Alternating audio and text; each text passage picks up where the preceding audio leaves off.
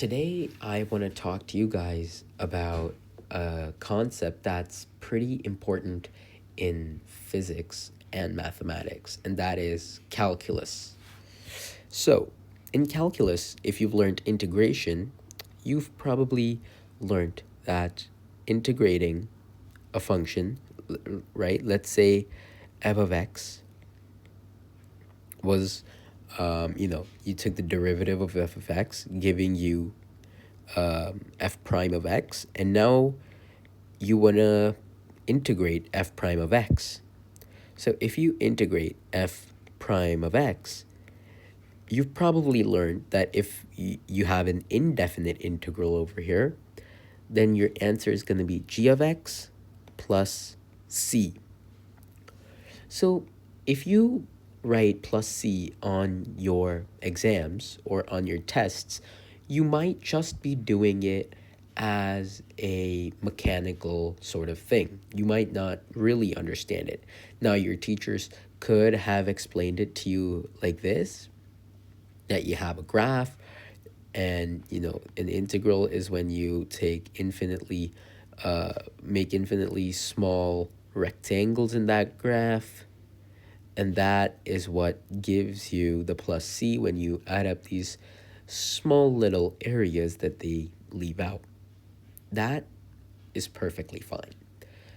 And if your teachers taught you that, I'm sure they thought something about it before.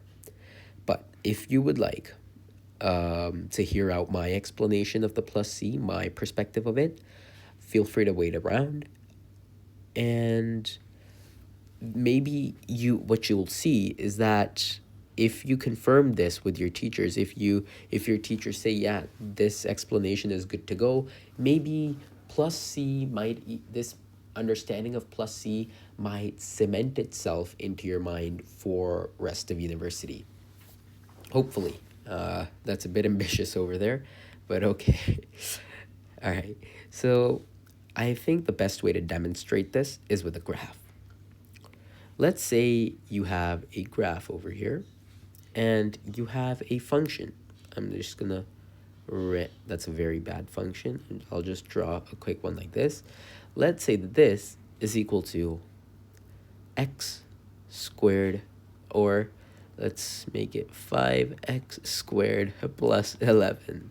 There's no like sort of reason why I did this. I just did it because I thought it'd be fun to add a 5 in front of it. But yeah. And let's copy this graph and attach it down over here such that they cross the y-axis when x is equal to 0. So obviously the value of the y-intercept itself is changing, right?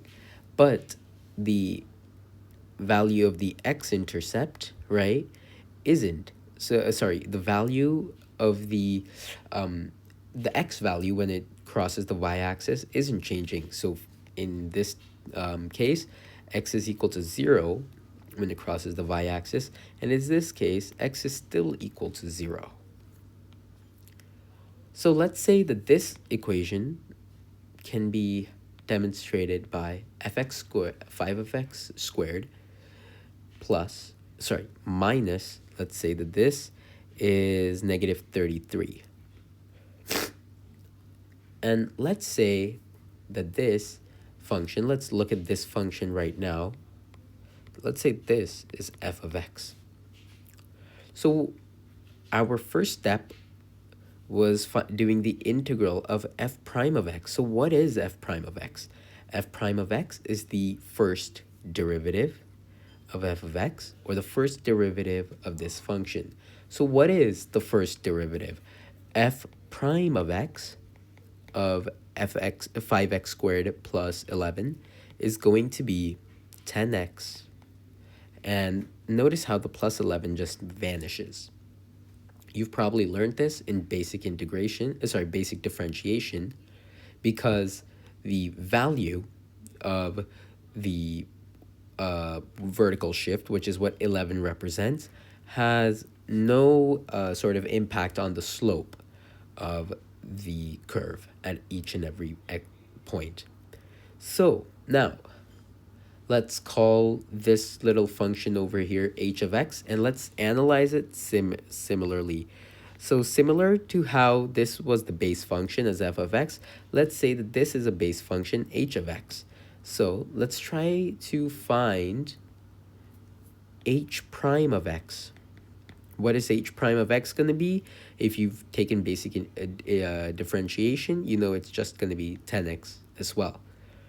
So notice how even though they have different y-intercepts, the value of their slope, the value of their derivative at each and every point does not change. It remains the same. So what can we infer from this? In order to understand that, let us just take the integral of both of these. Let's first take the integral of f prime of x. So let me write it. F prime of x with respect to x is going to be the same as taking the integral of 10x dx. And that becomes 10 times x squared over 2 plus c, because this is an indefinite integral. 2 and 10 cancel out, giving us 5. And this becomes 5x squared plus c. Now let's take the integral of h prime of x. H prime of x dx is equal to, again, 10x dx, because the h prime of x is the same as f prime of x. This, again, gives us 5x squared, as we just found out over here. And since it is indefinite, it also gives us a plus c. So what does this plus c mean then? Well, I've just shown you that this plus c over here, the derivative of something does not depend on the y-intercept. So even if you shifted this up 100 units or 1,000 or even 1,000,000 units, the derivative or the slope of the curve at each point on the graph would still be 10x. So notice how I said that f of x is equal to g of x plus c. So by that definition, g of x should be 5x squared. So let's solve for plus c. F of x in the first case was 5x squared plus 11. 5x squared plus 11 is equal to 5x squared, which is g of x, plus c. Now, 5x squared on both sides cancel out, leaving plus 11, or just 11, as c. Now, let's do the same thing on the opposite side. H of x is going to be equal to, let's call this value over here p of x. H of x is going to be p of x plus c. P of x is, again, 5x squared plus c, and h of x was 5x squared minus 33, as we saw over here. Again, 5x squared cancel out. We can bring the c to the left-hand side, leaving us with c is equal to negative 33. So, what do you notice? C is equal to the value of our y or vertical shifts up or down.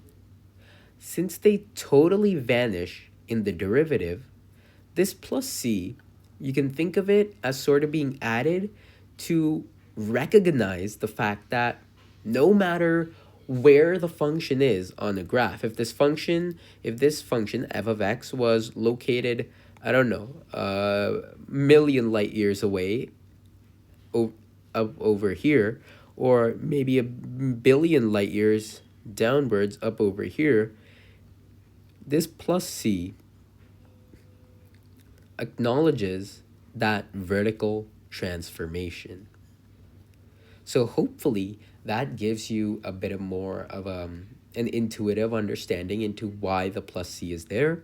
Again, if you could clarify this with your professors and let me know what they say, that would be extremely helpful, as it would help me make better videos. Hopefully you enjoyed this. If you have any critique or any sort of questions, feel free to let me know, and I will try to do my best to answer them. Thank you.